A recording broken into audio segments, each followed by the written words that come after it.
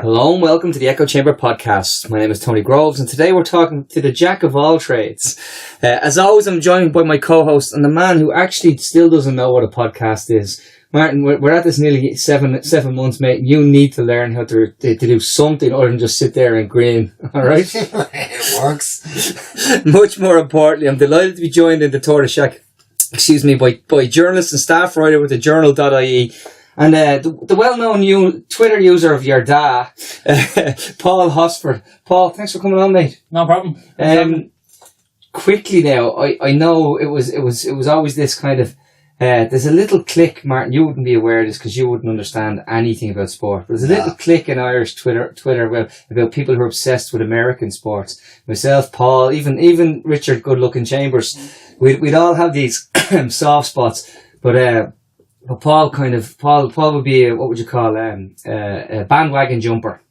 I sent him a message the other evening, and all of a sudden he's a Celtics fan because they're doing well at the moment. I've been a Celtics fan for many years. Many years. I was a Celtics fan when Gerald Green was the cornerstone of the team. Yeah, see that's just misery. Martin's looking at us like, what are you on about? No idea. No, that's a great pocket of Irish Twitter. Yeah, there's a little tiny corner of Irish American Twitter. sports Irish Twitter is a great pocket of Twitter. But no, listen, mate, thanks for coming on. And I suppose it would be daft not to talk to you about in the context of what we've seen in the last fortnight in terms of what people are saying in terms of the repeal campaign, the movements in terms of not specifically about the debate around the repeal, but the debate about what actually is happening online. You probably saw Gavin Sheridan's thread about the Facebook ads, and then you saw only this evening now that Facebook have said we're going to take down ads from non-Irish owned companies. Yeah, and it's about time that Facebook did something about this, because I think for a long time Facebook never really got to grips with the responsibility that it had. Zuckerberg talked numerous times in the first couple of years, like saying, look, hands off, we're just a platform. We're just a notice board. But I mean, if you own a notice board in a supermarket, you walk into your local Super Value and there's racist things or there's homophobic things or there's people telling lies, you would rip it down. And to kind of expect less from the biggest social media company in the world, one of the biggest companies in the world, than you would from the guy who runs the local shop. I don't think Facebook gets any kudos for this. No. I think that this is the bare minimum. And they're late to the party. Absolutely. They're at least 6 months late. We knew, everyone in Ireland knew that there was a referendum coming this year. And Facebook has a European headquarters down at the docks. They've got thousands of staff here in Ireland. They employ enough people, they have enough money to know, look, this is coming down the pike. What can we do? Especially in the context of the US election. I mean, 2016 was a huge kind of watershed moment for decency in political debate. And it mostly came from one side where outright lies were allowed not only be told, but be spread widely. And for Facebook not to cop, look, this is going to be a really emotive debate, it's going to be really emotionally charged, maybe we should just get out in front of this thing, be the kind of innovator that the site is supposed to be.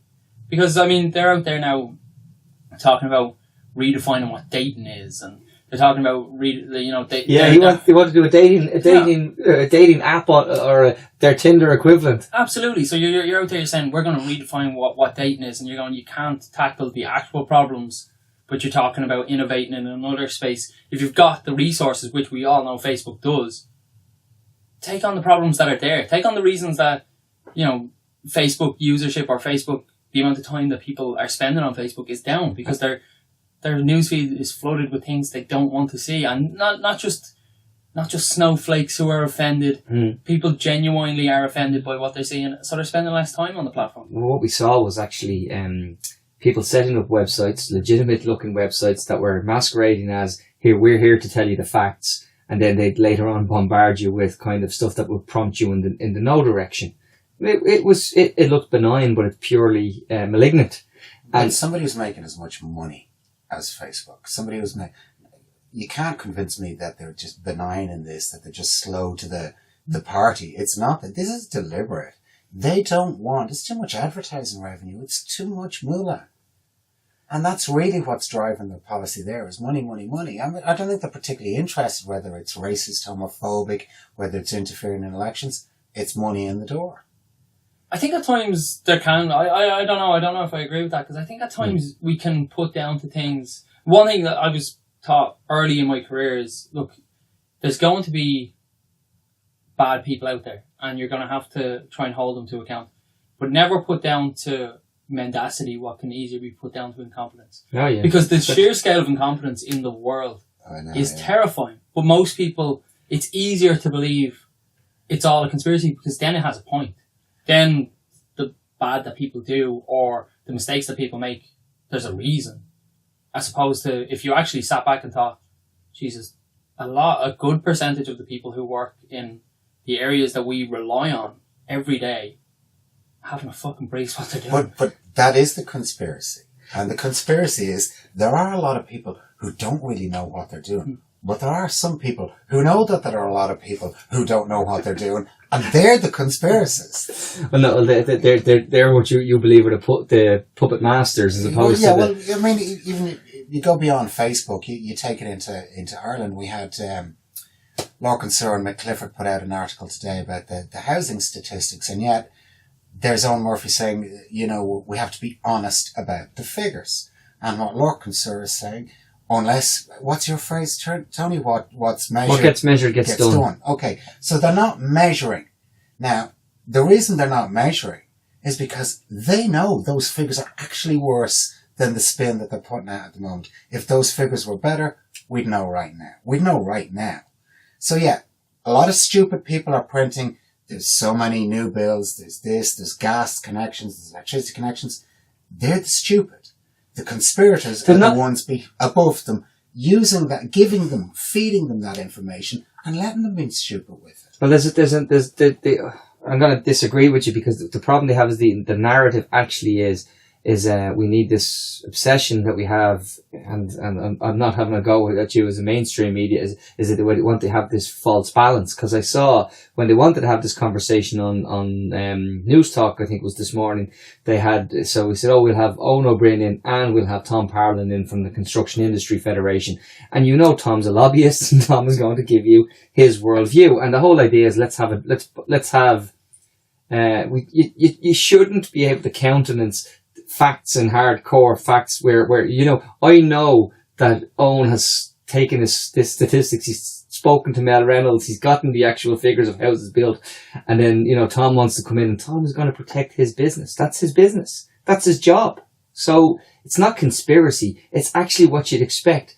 Rich people use their money to get richer. That's not conspiracy, that's just what rich people do. Yeah, I think at times, so I do see what Martin's saying, where you're saying, look, it's the mushroom theory. You keep people in the dark and you feed them shit. Yeah. And if people are willing to run with that, that's fine. But I think in terms of society and in terms of the answers that we get what we deserve as a society. We get the society, and not what we deserve as such. You don't get the society that you deserve. You don't get the society that you want. You get the society that you demand.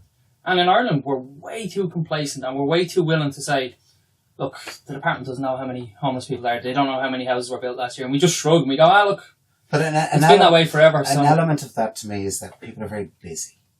People are very preoccupied, 2 jobs, trying to keep kids in school, blah, blah, and they don't have the time. Hang on, you're now giving excuses, because the simple fact is, and what needs to be hammered here, today in Leaders' Questions, it was put to Leo a couple of times about Tony O'Brien, and the words were used to him about accountability, and people being seen to take responsibility. And he replied by saying, calling for heads, we don't want heads to roll, we're not going to call for heads. And he kept it 3 times.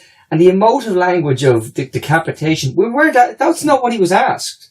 He was asked, will people take responsibility for what's happened and people be held accountable? But that's, like you said, the imagery there is designed to create a false sense of sympathy for somebody like Tony O'Brien. Yeah. I mean, you look at Amber Rudd. Amber Rudd admitted last week to misleading a Commons committee.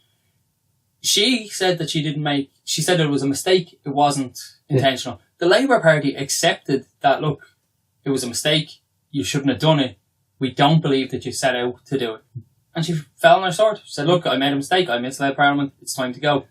And you get these stories around the world where people are busy. I've a friend, his girlfriend is from Finland. Recently, a couple of years ago, one of their MPs made a mistake on the register of his interests. He left out a rental apartment that he had. And when it came time to vote on a bill, they have a thing where if you have... You must leave yourself. You must take a step back if you're compromised. Yeah. And we don't have the same thing. But he stepped out of a debate on rent controls, and somebody said to him, "You don't need to. It's not on the register of interest." He said, "No, I've got a rental apartment. I'm fairly certain I put it on the thing. They checked it, didn't have it. Hands up, quit the job." And Finnish people expected this. Yeah. But the standards, and I did this week, that the standards in Ireland are very low. Yeah. And that instead of anybody trying to work to raise the standards, they're just getting lower and lower and lower. And where does it stop? I was talking about rental properties in Blanchardstown recently. There's a place near me. It's out in Ongar. It's up for rent for €2,100 a month. It's a 5-bedroom house, and I put it up on Twitter saying, "Look, this isn't sustainable. You cannot expect people to pay this." Somebody said to me, "Look, you can rent with 4 other people.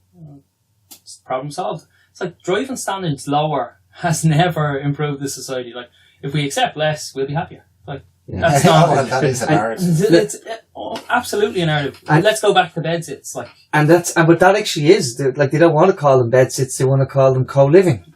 Okay, so this is where we're going. We're going to drive down standards, and we're going to produce OECD reports to show that we're better off than we've ever been. And you're going to neglect from the whole argument that if you take out social transfers, we would flip straight back into the actual poverty. People, I think it's 68% of people at risk of poverty. So we have got a terrible disconnect between but you're right, I think you've hit on something. We only get what we demand, and the fact that we're so complacent, be it when it comes to housing or waiting lists or cervical check scandals. I mean, people don't take responsibility in Ireland. They simply ride the storm. They ride it out, and then they say, when the Vicky Phelan thing came out, I remember a few hours into it, I actually tweeted, "Scoping exercise investigation tribunal alert a retired judge." And then I heard today in the Dáil the exact same phrases were used, and I just went, "Oh God, we're that predictable. I have no prescience. I just knew that was stupid." That is our historical context. 100%. That is our historical context. But that's where, and hands up, that's where part of the media falls down. That's where one of our biggest problems is that we're obsessed with process, and the process relies on precedents, and the process is always scoping investigation, inquiry, tribunal, some kind of fudged report that makes 10 or 12 recommendations and finds nobody was really to blame.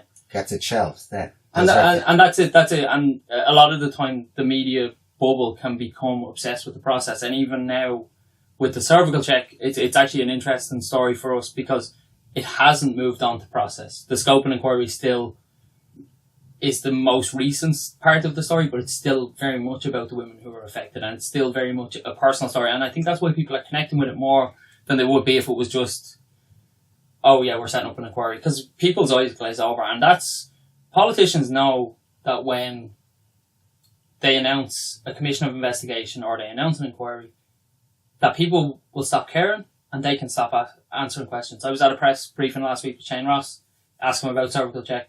"Look, it's gone to an inquiry. Nothing I can say." People there saying to me, "Look, I've been following him for 4 days. I've been at 4 different press briefings with him on every single day. This was last Thursday. He hasn't answered a single question on it because he knows he can just say, 'Look, inquiry.' And the shoulders come down. There's nothing, and this is where, and you're right, and I am going to have a kick at the media, because what they do too often is they take the first no. They literally will take the first no. When you were a child and your mother, and you said to your mum, "Can I have that chocolate bar?" and she said no, did you just say, "Okay, mum"? You didn't, you're shite. I'm sorry. But you just went and you asked again. But what we have is this process driven, Paul. You've touched on it. We're complied to go, well, the process is, he said, we've sought the advice of the Attorney General, we can't comment on an ongoing investigation, or whatever the case is. If you consider the amount of, we'll call them scandals or whatever you want to call them, going on, and that have historically gone on in Ireland. Coming back to conspiracy. The conspiracy is that we don't have a set process to deal with these. That is the conspiracy. When it's something that occupies so much of government time, you would think there would be a system or a process that's totally laid out to use. And we've looked at, like, the Social Democrats are trying to bring in this corruption legislation. Yeah, I like elements of that. I really do like elements of that. And if you were a serious grown-up country, that's what you have. You take Australia, where those women had to go to court here for about what happened with the civil service. In Australia, they have civil service courts. If you don't like the way you're treated by the civil service, there is a civil service court that's easily accessible. I mean, it's not that the solutions aren't out there. All the solutions are out there, but we don't want them. Well, you have to think about why. I mean, look, let's say you're a member of Fianna Fáil and you're in a four-seater. You know that you and the Fine Gael are probably going to take a seat. Every now and then, one of you will carry someone with you, and then you've got either a Labour or a hard left seat or a Sinn Féin seat. You know that chances are, if you hold that seat twice, three times, you're going to be in government. And if you're going to get a shot at government. Everyone gets a shot at government. If you stay around the party long enough, you're probably going to be at least a junior minister. You're going to get a shot at that. Because, I mean, we decided a junior minister on the flip of a coin. Oh, yeah, we don't talk about ability. We talk about who's around. So why would you reform a system that doesn't punish the guys who are in power when you know max 12, 15 years you're going to be in power? The system suits you. Coming back to Leo in the Dáil, and he doesn't want to go. He doesn't want any, and I'll use his phrase, heads to roll. The reason why is if you make that person accountable, well, holy God, a minister might be accountable the next day. It's the same. Look, we don't want to pick on Dennis Naughton, but it was the same principle. Dennis Naughton stood up and apologised and said he did nothing wrong, all in the space of 15 seconds. You know, and you're just thinking, I'm sorry, it can't be both, Dennis. It can't be, I'm sorry, but I did nothing wrong. But that was exactly what happened with Justice. I will resign, but I did absolutely nothing wrong, and backed 100% of the way. The last person I remember who actually resigned on a point of principle was Trevor Sargent. Yeah, that's the last person I remember. And he finished his career. Forever. Never got re-elected again, and learned that lesson. The lesson is, if you have principles, you are fucked in politics. I don't know. I think that's a bit unfair, because a lot of the politicians that I come across are very principled people. It's an absolute maze. And imagine a hedge maze full of landmines. And that's what, from my proximity to Leinster House, it feels like. At times, these people, they're good. They've good intentions. They genuinely want to make a change where they can, or they want to advance their own beliefs. It might not be the same as mine or whatever, but they just seem to be trying to navigate this constantly evolving, constantly dangerous game where if they make one mistake, it could end their career. Yeah. And if you're constantly thinking about that, I can see how it can alter your thinking. It can make smart people stupid. It can make good people bad in certain instances. And I think the other thing is that there's a lot of really, really principled politicians out there. The vast majority of them spend a lot of time on the opposition benches, because it's the easiest way to keep your principles, to not have to make a decision. Yeah, well, I think we've had the same group of people forever, basically, running, and it would be really nice to see. I don't really blame them for what's going on. I blame people for voting for them, and stop voting for them. But they're not really the people who are running the country, and you've seen this too, hugely. There is a layer of civil service in there that they dictate what happens, because being a minister or being a junior minister is all about re-election. And these guys are the guys that will make or break you. The civil servants will make or break you. Well, every time we have an election, within a couple of weeks, the new ministers are announcing plans. Those plans didn't just happen under the minister in the 6 weeks that he was sitting at his desk. The civil servants were working on that for 8 or 9 months, and it was going to be the policy of the department, regardless. And that's one of the biggest problems that we have. If you look at the state, we've effectively got a two-party state. Mm-hmm. We've got minority voices who can chip in, who can make changes, who can really affect change, but from the side. We've effectively got a two-party governance state. And that's not in itself a bad thing. the Brits have been able to do it, and the Yanks have been able to do it. Look, they're not the best examples, but what they are... Not currently. No, absolutely. But for 100 years, they weren't too bad. But they are able to do things because the two parties are really significantly different. Yeah, there's opposition. So when one person goes into government, the other half of the country disagrees with what they're doing, and that's healthy because you actually spark a debate. Now, I think, particularly in the US, that debate has gotten completely toxic and it's gone completely off, kind of completely off the direction that it should have gone. But for a long time, that was a healthy debate. It was, look, we believe in government support and we believe in the free market, and they were essentially your differences, and they broke down along the lines that they would on things like health and justice and immigration. But in Ireland, you've got two centre-right parties who don't really disagree with each other on anything, and you've got one of those parties propping up the other party, but also being the opposition party at the same time, saying we don't agree with what the government's doing, but we're going to let them do it anyway because we told them we'd let them do it. And we know the charade has been playing out, but the problem is it's played out to the point where the public have, as you said, just got on with it, and we've had to listen to narratives about how I remember when and I don't know, this is not a dig at Enda Kenny, but we heard how he rescued the country, but it was really the Irish people who got on and rescued the country by getting on with it, because that's what we did. Well, I mean, we got on with it, Martin. But what we're faced with now in Ireland is the simple fact of is an electorate that is more, and this is absolutely critical that we pass this referendum on May 25th, in my opinion. Absolutely critical. But if we can be radicalised about this referendum, we need to be radicalised in our views about wider politics as well, because we can't just assume that we're going to swap centre-right party with a commitment to full free market values on a centre-right party with commitment to full free market values with a fiver for the old age pensioners, and that's the difference. But that's I know. Anyway, there's people who are listening and are going to say, "Yeah, look, the problem there is that the left eats itself." Yeah, and look, you cannot argue that the left has been a unified force in Irish politics at any stage. You won't find us arguing that. No, we don't. And I think, look, it is a fair argument. We have never had we had one time in our history a strong left-leaning party. It was the Labour Party in 2011. Yes. And they made what I told everyone I knew in the party was an awful decision. They should not have gone into government. They should... I get the argument. We had, national service. We had to do it. We had to temper the worst instincts of an austerity government. I call it justification rather than argument. Yeah. You can definitely look at it that way.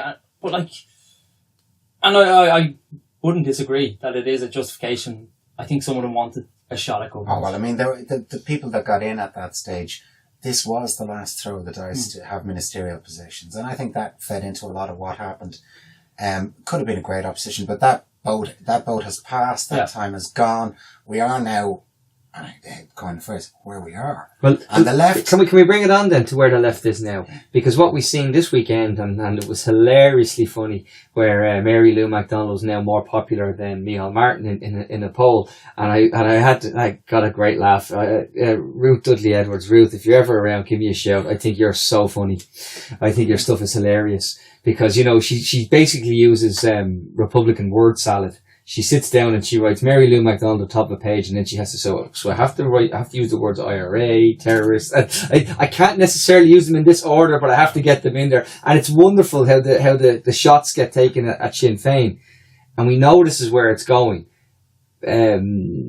And Leo Varadkar today said that Mary Lou McDonald wasn't a typical Sinn Féin politician. So they're trying to, separate her from everybody. But while he's doing that, he's kind of he's winking to the front benches and he's saying, "We all know what this means. She's never held an arm like that." Yeah. And it's funny, that lack of engagement with the Sinn Féin argument, because I suppose what kind of not started me on the road to journalism, but what got me interested in current affairs was I started debating in school. And I don't know if you guys ever competitively debated, but if you don't engage with your opponent's arguments, you lose the debate. That's right, yeah. The judges will just say, look, he put forward an argument and you just went off. Yeah. And the argument, whenever a Shinner makes any kind of point in the Dáil or makes a point publicly is the IRA. And that's it. Joe Burton famously would just say, Jean McConville, and the conversation could be on kids' preschool years. What made me laugh recently was, and I think it could have been yourselves, there was a little piece today or yesterday, and it said, rumours about Micheál Martin as Fianna Fáil leader, and I thought, oh, that's nice. I wonder what he'd be like as a leader. But the thing is, if you spend all that time not engaging with Sinn Féin's arguments, you're missing the fact that they are growing in popularity. And look, I don't want to do anyone's electioneering or election campaigning for them, but if you don't engage with your opponents and they're picking up support, and if you keep not engaging with your opponents and they keep picking up support, eventually they start taking seats off you. It's like, what is it? What was the old Gandhi phrase? First they ignore you, then they laugh at you, and then they fight you, then you win. Exactly. Sadly, there is a template there, and I don't mean that sadly as I mean that as in sadly that as a wider electorate, you can't keep saying, oh, but the IRA, oh, but Red. You just can't. Now, I the last election out, I was helping a couple of people as much as I could in their electioneering. And I got to meet on the ground, people who managed election campaigns. I was blown away with the hatred that they had. I was blown away with the hatred they had for Sinn Féin. And the way I looked at it is, I vaguely remember the Troubles. I vaguely remember the Troubles. You guys who are younger than me, you're what I call born frees. If you remember them, you must have been very young to remember them. So there's a whole generation of born frees for who it's been largely romanticised. Same as Fianna Fáil and Fine Gael's history has been largely romanticised. They were no less or no more than Sinn Féin are. But the ones that are doing all the really vociferous, shinners, these are people that are born free. So whatever hatred they have is an inherited hatred. It's not something they felt up front. It's not something they suffered from. And I was just blown away by it. And I said it to them. I said, I don't have that same hatred. And I wouldn't. I would have been your typical suburban dub who knew the north of Ireland was a different country for me. And it was a completely different country. And I'm like, where do you get this hate? It's bred in the parties. It's bred in the parties. And it's incredible hatred. It is very, I suppose if you lived up north, it feels like that sectarian hatred. It's really, really bad. Yeah, it's a funny one. Like you said, it's so visceral. Oh, it is really. But like I don't think that Sinn Féin are all that bothered, because there is a groundswell there behind them, and they haven't addressed the past, and there is a past to address there. But without addressing the past, they've started to put it behind them. And Jerry's moved on. I think Adam's moved on at more or less exactly the right time. I think it maybe came like 6 months too late, but he was able to pass the baton to everyone. Knew Mary Lou was the successor.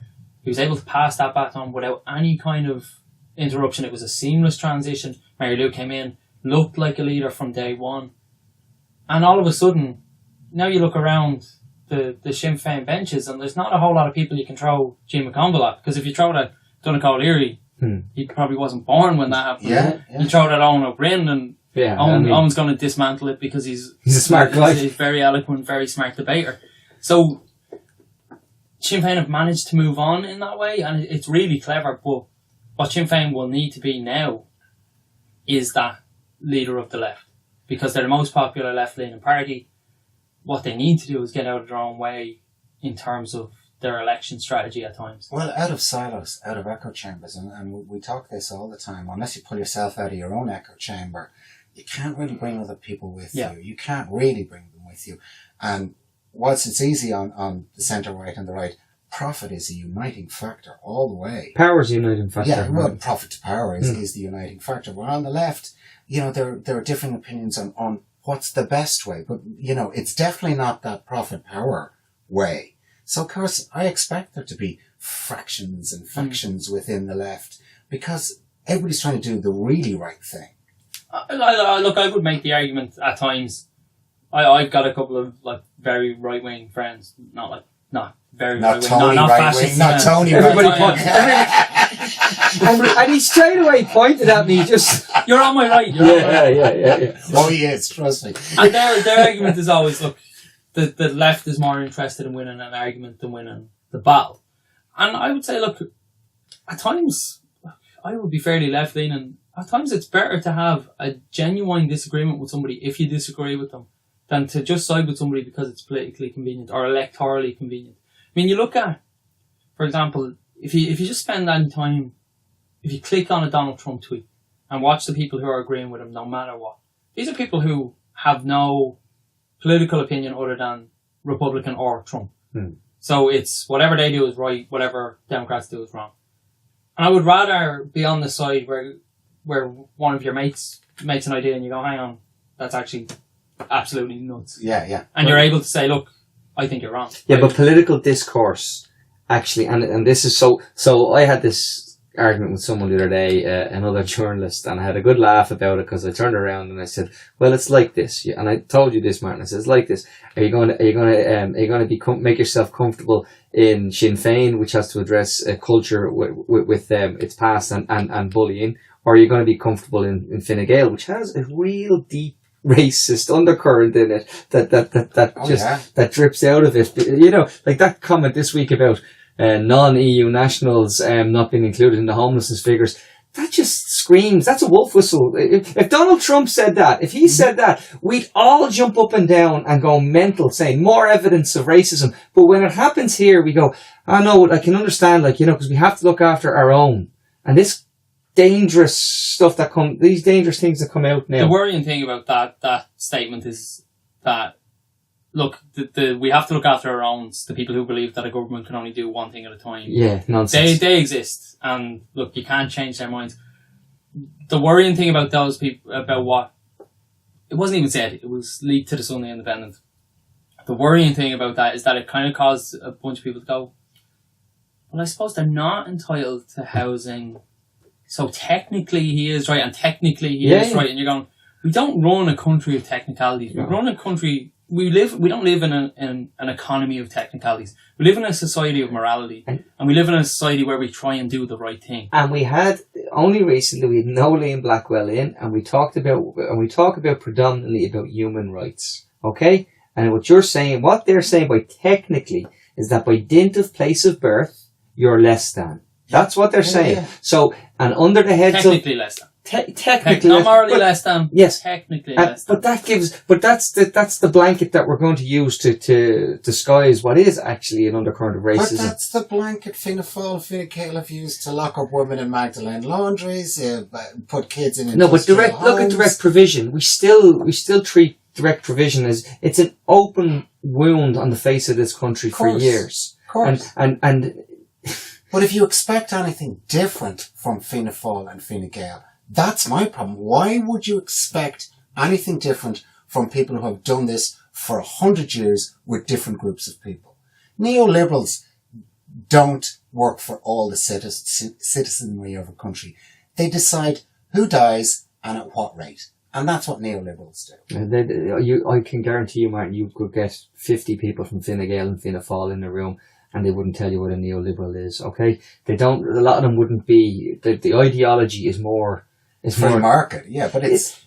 I think at times, and I've come across people in political parties all across Ireland, sometimes it's not even about ideology, it's about what colour you picked, whether you're blue or green. Yes. And that's all it is. What you're born into, yeah. That's what I'm trying to get at. And some people not even born into, I know people who are the most ardent Fine Gaelers you will ever come across, and they haven't a political bone in their gene pool.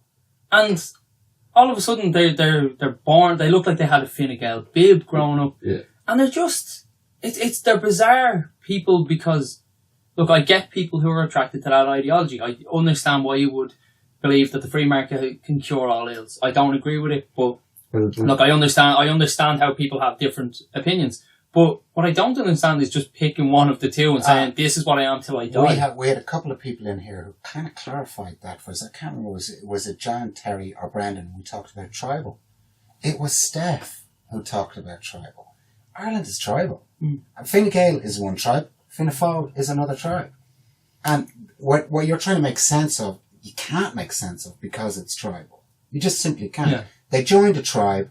It's the same as joining Man U, Liverpool. You are with them to the death. And I'm going to say this now, and this is Brendan. This is the first big shout out I give you, mate. Brendan Ogle was the fellow who sat down. He said when we talked about left and right, and he said, "No, I'd rather be human rights based." Yeah. That if you put that at the centre of what you're trying to do in terms of politics, and you build it around human rights, what does the Universal Charter of Human Rights say you're entitled to? Let's try and stand up to those 31 principles for a start. That'd be a good place to start. I think, though, people don't connect with that because it's the UN and it's so... Like, we're out here on our own and we know we're part of the UN and we know we're part of the EU and we kind of tick along with those things in the back of our minds. What it boils down to is just, what kind of society do you want to live in? And is that society a little bit sounder? Like, that's I don't even think of it on that high a level.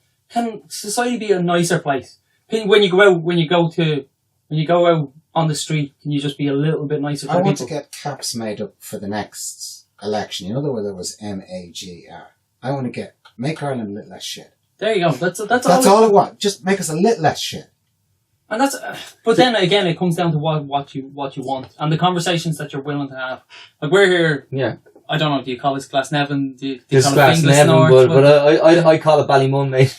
Yeah, you see, people get into this thing. We're here in Glasnevin, right? I was at the Metrolink launch a couple of weeks ago, and within a couple of minutes of the Metrolink route being announced, a couple of politicians released statements. Local politicians, like all of the parties, eventually released statements saying it's great. Metro's coming to Glasnevin. Up the fucking parish. Let's fucking go. Yeah. And then about 20 minutes later, 6 hours later, 6 hours later, people realised, hang on, they released the hounds. Yeah. All of a sudden, it's going under in Nafina. Now, I don't believe for a second that the people in Nafina should have to put up with the disruption that is going to be imposed on them if they don't want it. But at the same time, you have to have a conversation.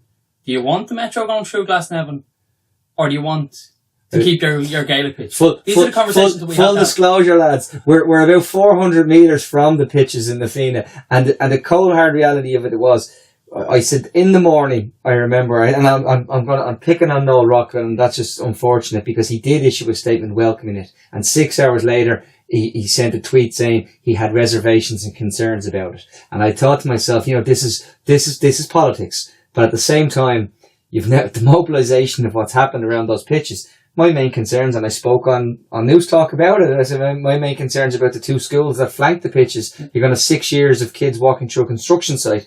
And there are other sites available. That is, but NIMBYism, I am absolutely putting my hand up and saying guilty. Okay, but you don't want it? Oh, I do want it. Oh, I want it.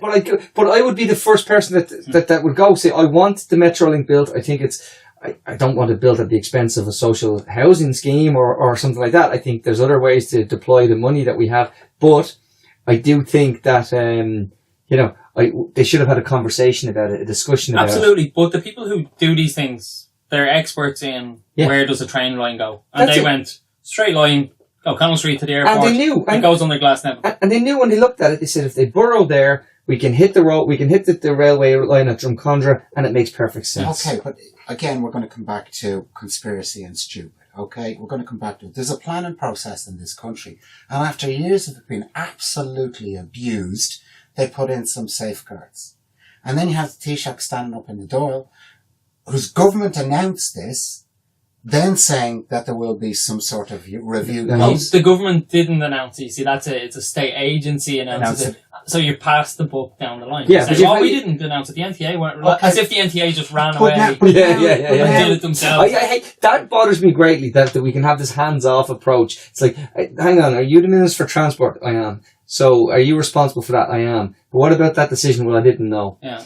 I'm sorry, but then you weren't in control of your... deniability. It's the same with the HSE. It's the same with the State Justice Claims system. Agency. It's the same across the board. It's deniable. It's plausible deniability. It's the same reason there's junior ministers in the first place. Can I move something on now? Because something happened. I don't know if you're aware of this, Paul, but I'm going to bring it up anyway. because I think it was a dangerous little thing that slipped out this week, because a lot of things are slipping out because of the scandals, and rightly so. People are paying attention and they're furious about the cervical cancer scandal. But did you see where John Concannon has landed? Oh, I did, yeah. John Concannon has the Strategic Communications Unit has more or less become defunct and it's been wound down. John Concannon has been sent off to get Ireland a seat at the UN Security Council.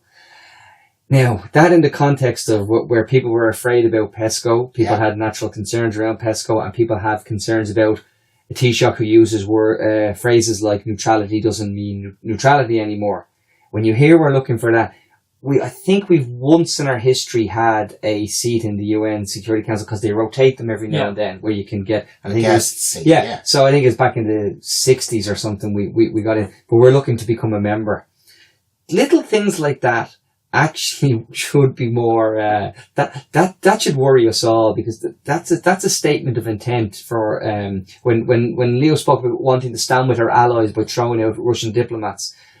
It all follows. There's definitely a tone being struck here, and it just worries me. And they're going to get away with it by saying to people that our military is underfunded, and isn't it wonderful what we'll do is we'll put the money into the military to support our troops. But that's not the agenda here. No, I don't agree with you that they get away with it. What happens in this country is they railroad something through, and then it's 9/10 of the way there, and then people wake up and they say, what the hell is going on? The public services card being the point. Yeah. Where I'm pointing, this is 9/10 of the way there. And yet, the state is leaving itself absolutely wide open to 3 million legal claims. 3 million of them. And that's your money, my money, all of our money. Why would they do something so stupid when a consultative process in the beginning would have sorted all of that out? Because we're sick of experts. Oh yeah. Sick of people telling us what to do. And I mean, look, the public services card is an absolute shambles. The implementation, even the process design, and everything that it's supposed to do, it doesn't do. It doesn't fulfill any of the set goals. But it, like you said, it comes from just a bad process at the start. Yeah. You sit down you invite the people in who know about these things. You invite the likes of Simon McGarr in. You invite the likes of... Simon said, if we have the conversation and we have the debate and you make your points and your points are valid, then we move on. That's right. Completely. He said, absolutely. But he said, if you just decide that you're just going to present it as a fait accompli. Same as PESCO, same as the UN. Have the discussion that you may have 36% of the electorate, but the vast majority of the electorate aren't rolling in with you on this. So you need to have the conversation, and you need to either bring people with you or drop it. And that's how politics is meant to work. This conflict, this sneaking stuff through, it's abysmal politics. It's abysmal. There was a report came out in 2007 about the Irish civil service. Well, it was about civil service across the EU. And the Irish civil service performed one of the lowest in the EU for transparency, for accountability, for a range of subjects. Basically, they're anti-citizen. I don't know. I think that's people in the civil service are doing good jobs. They're doing good work every day. We have got systemic problems. You say that, Tony, and I completely disagree with you. I completely and utterly disagree with you, and I've been face up with these people for 20 years. There are honest people in it. Are they doing a good job? No, they are not. I think there's too many of them to say that they're not doing a good job. And I'll tell you why. Because what they deal with is what's on their desk, and they will do that to perfection. And then when that's passed up the line and somebody else screws that over, they don't stand up and they don't say, you can't do that. They don't. They sit there quietly because it's all about promotion and it's all about arse-licking to get up the ladder. There is no integrity in the civil service, not a jot. There's hundreds of thousands of civil servants, and I think, to be honest, more of those issues come from our natural inclinations. You can find arse-lickers, you can find job sports in all of the sectors in Ireland. You can find them in our industry, you can find them in Tony's industry, you can find them in the civil service. They're there because that's what we expect. We expect that we go into a job, and if we just do exactly what's on the desk and we don't cause trouble, we don't raise our head above the parapet, we're going to be fine. But that's not integrity. Absolutely, but that's not it's not unique to the civil Not service. in the job spec sometimes, Martin. Integrity's in your human spec. That's a different thing. I'm sorry, but I'm not telling you that there's not absolute total incompetence and people who could actually yell stop. The world is filled. Look, you can't lose 12 or 15 phones and tell me that there's not a problem. Okay? Also, you have to look at how we treat whistleblowers. Yeah. I mean, look at Jonathan Sugarman. Look at Maurice McCabe. Look at anyone who's ever stood up and said stop in Ireland. I tweeted out a little thing about, this bogus self-employment. I want to touch briefly on this. There was a woman who made an application to the Scope Secretary of the Department of Social Welfare, said I'm bogus self-employed, and presented the most excellent case. Now, I know because I've read it. It's a really, really excellent case. Scope has nobody to investigate, so they asked social welfare inspectors to investigate. Social welfare inspector came out, spoke to that woman, filled out all the forms necessary, and then Scope instructed another social welfare inspector to do the same with the company. That was 6 months ago. And they're basically saying, oh no, we're not asking. No way, we're not asking. So you have no integrity. You have a minister saying, oh, this week we're starting a survey to see do people feel that they're self-employed. It's fraud. Same as if I took money and worked claimed at the same time. It's fraud. Pure and simple. And yet she's talking, oh yeah, we're going to do something about it. You should be putting that into the context of the fact that you actually spoke to the minister last year and outlined this. And that's why, and you're rightly so, you're very passionate about this. You've given years to it. But you're actually, this is... It does speak to a bigger problem though. What you're saying there is, look, if we just take away all of the personality, we take away your interest in it, that's an awful system that leaves vulnerable people at the mercy of powerful people. That's right. And that's Ireland in a nutshell. Bad systems which are not even designed to protect powerful people, but just do. They just naturally reset to say, the person with the most money must be right. Yes, exactly. Gareth Noble, when he was here, spoke about standing on the steps of the court, having shown time and time again how what had happened was wrong, and the state fighting every inch of the way until they were he said, literally, when you have your hand on the handle of the door and you're about to open it, the hand goes on your shoulder and then they settle. And he said, and then you might get incremental change, but instead of actually fixing it, instead of someone saying, well, we set a precedent here, no, they make you have that fight again with the very same case again. We see with Vicky Phelan, the Malactali case, everyone who's ever treated poorly by an arm of the state or an organ of the state has to fight just to be heard, to be said, like, something wrong happened here. Well, the non-disclosure agreements are something that must just have to go where the state is concerned. Well, we saw what was really important was the fact that they now want the mandatory reporting. They're going to, and yet, only a few months ago you saw the list how Fianna Fáil abstained and Fine Gael voted. Well, the reason I'm big on the non-disclosures is because non-disclosure is part of the secrecy. Yeah. Non-disclosure is secrecy. And then you have tribunals, which is secrecy. You have secret courts, such as Social Welfare Appeals Office, which is secrecy yet again. You have the WRC, which is now talking about not letting it all being done in secret. So you're back into secrecy again. And the WRC generally nowadays doesn't name complainants or respondents. No, but they'll give it... they'll say person A worked at a company. Yes. And, we do a lot of WRC cases, and... Look, it's great. It's great copy. Some of the cases are very interesting. But if you can't say this person was treated poorly by this company, and this comes back to my argument: if a company is never called out and named, they get to repeat it again and again. And even now, today, we're at 40,000 tracker mortgages that have been destroyed, that have destroyed lives or created hardship for people. And the central bank were putting up their new reports in how they take it very seriously and all the rest of it. And the average settlement, I think, is about 18 grand. The money they've given back thus far is the money that they overcharge people, and the compensation is derisory. And more importantly, in terms of the central bank's powers to come out and actually, there's still been not one person has been told, you cannot, you're no longer fit and proper to operate in the role. I'm sorry, but they have the teeth. They just don't do it. You can bite. You can actually turn around and say, every year you have to go and do your fitness and probity thing, and if you can't pass it, you can't practice.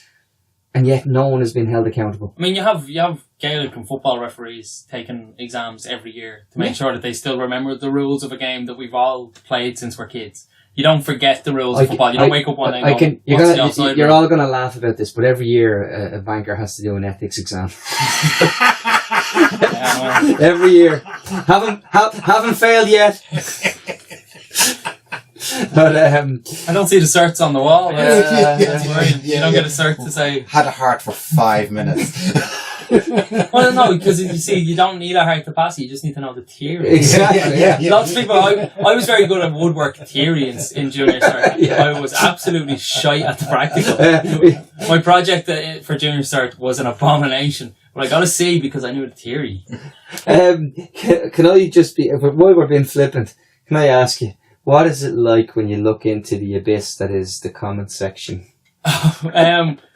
Well, you don't, mostly. When I started, I'm in the journal now nearly 5 years, and when I started, I used to read the comment section a lot. Yeah. But nowadays, you don't have the energy. But even if, and I'm gonna add to that, even if you aren't found guilty of defamation, it destroys you financially to get to that stage. Absolutely. And then the third thing is just a general mistrust from the arms of the state of journalists. They don't want to talk to us. I can't have a phone call with somebody in a press office these days. You have to, I'll ring them and say, look, this is what my query is about. Put it in an email, send it to me. Because then the email can be passed on, everyone can see what's happening. Yeah. Because they assume that I'm going to get them to slip up or I'm going to try and trick them. So, and I mean, you even have the case where, SIPO tried to compel a journalist to reveal a source, and you're going, that's completely antithetical to what we do. And I find the whole thing so like you talk about media concentration and the lack of media plurality, and it's such a struggle because we sitting here and we're chatting in a little room here, and we're going to put this out into the world, and people are going to turn around to us and they're going to say, well, you're biased, you're this, you're that, and you're going, well, at least we're trying to throw something different out into the ether. I will say one of the big things. And one of the things that I've been thinking about a lot recently is that one of the biggest problems in terms of media these days in Ireland is that it's been very slow to get more diverse. There's very few black journalists. There's very few Eastern European journalists. But there's a lot of black people, a lot of Eastern European people in Ireland. There's very few working class journalists. I come from a very working class area. But I went back to my old school recently. It would be a Desh school. And I was doing a career speed dating. So groups of 3 fifth years were coming to me, asking me what I do. And I was trying to get across to them, look, we need your voice in the media because otherwise your voice is never heard unless it's for something negative or unless it's like, oh, look at these poor people. Like a David Attenborough documentary. Like where the Irish Times goes out to Tala or something, and it's like, oh, I found some pores. Good. Like, so my big thing is, I think that if media organisations are committed to that, journalism has to become a trade again. There's stats from the US. There's no stats, comparable stats from Ireland, but anecdotally you can tell they're roughly similar. Back in the 60s, around about 70% of journalists weren't college educated because you went into the paper at 18. And you learned how to be a journalist from there. You started out learning how to write copy, and then you learned how to cover the very, very local things, your SPCs, your local area. Same in the UK where the lads were sent out. Trade. Yeah, and you learned a trade. And now you're going to college for 4 years and you're learning a theory. Yeah. And look, there's merits to both approaches, but I think that media organisations should be offering apprenticeships. They should be going into disadvantaged areas. I would say freelance apprentices. Now that's full-time actual apprentices. We'll say, look, a 2-year apprenticeship, you're getting paid, you're a PAYE worker. Come work with us instead of going and doing another trade. Would be great. And I think that's what a committed media should be doing. Because we should want more voices. We should want more diversity in our newsrooms because... Well, do you think that 20% of the Irish population is now Irish born originally, or whatever or first generation Irish born. And yet, you're right, where are the black people? I think basically, and I'm going to name it, I think the Marion Finucane show epitomises Irish media head up your arsery. And I think it really does. It's real head up arse, can't see outside their own arseholes. Yeah, but it's listened to by a quarter of a million people. Yeah, but it's not listened in a positive manner by a quarter. And you get that, like, Fine Gael did that during the last election. We had 20,000 people listening to our Facebook live feed. Yeah, 19,000 of them fucking hate you. You know, and that's the difference. Saying that you have these numbers, that means nothing. It's what's the tone. I mean, if you put I think if there's 290,000 people listening to Marion, and I'm telling you 280,000 listen to Marion for comfort, Martin. There's 10,000 that listen. Yeah. There is a lot of people in Ireland who are happy to be told the comforting lie. Like, I told you, I finished with Marion today. She turned around and we were talking about the housing scheme, and she belittled the fact that someone was saying that we needed to do something about the housing crisis because she said the government had introduced a fixie, makey uppy thing about repairing houses, the government's renovation scheme. And I said, okay, I can't listen to her anymore because she doesn't even have the basic research done. Well, I think at times the biggest problem with that show, often, like from my point of view, is I think again it's another very processy show. It talks about the process, whereas something like the Late Debate, people are actually challenging each other's views. Actually, a better show by far is the Late Debate. A better show by far is the Late Debate. So you get that actual, I disagree with you and we're going to go for it. I think Marion at times can just be a little... For me, it's just a little pally at times. The same people. Oliver Callan does it better. His version is actually better than the real version. That's not to say that people don't, like, the people who go on there are all wrong. You know what I mean? No, not far from it. But and sometimes it can be great radio. I thought the day that Leo Varadkar came out as gay I thought that was an excellent interview. I thought Marion was probably the only person. Miriam, yeah. I thought that was excellent. I thought she was probably the only person who could have handled it on that day. It was like perfect Sunday morning radio, where Miriam and Marion kind of do this very maternal kind of Ireland's mammy. It's Sunday morning. Let's not rock the boat.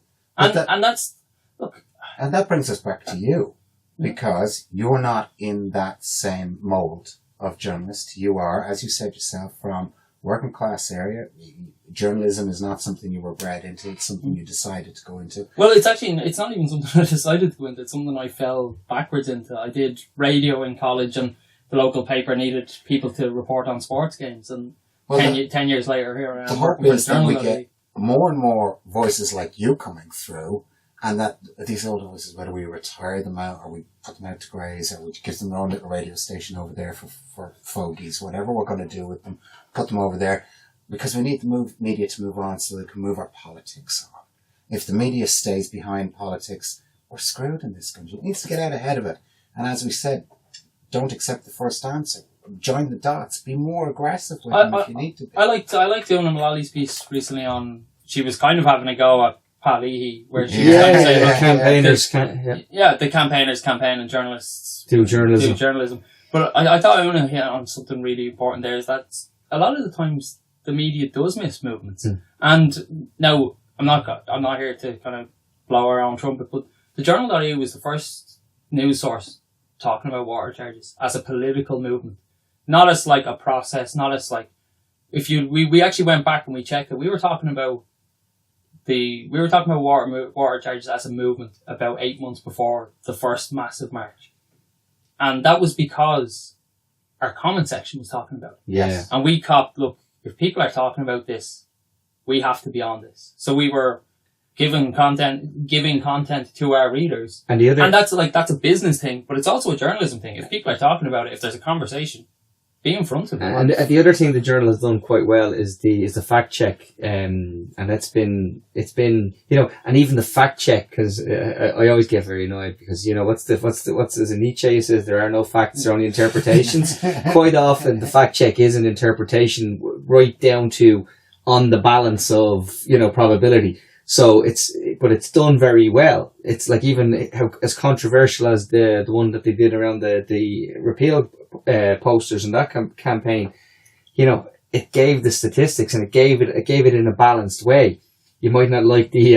Well, there's times you start out with a fact check and you start and you do it and you go, hang on, there's actually, like, there's no way of proving this. And Dan McGill, who was kind of the leader of the fact check project in the journal, he works for Snopes now. His whole thing, he always said to us, look, do not start if you know it's an unproven. Don't start with a hypothetical because you can't disprove it. Don't start with a counter reality because you can't prove that. So for us, it's really, the bedrock of it is this a fact that can be proved one way or the other?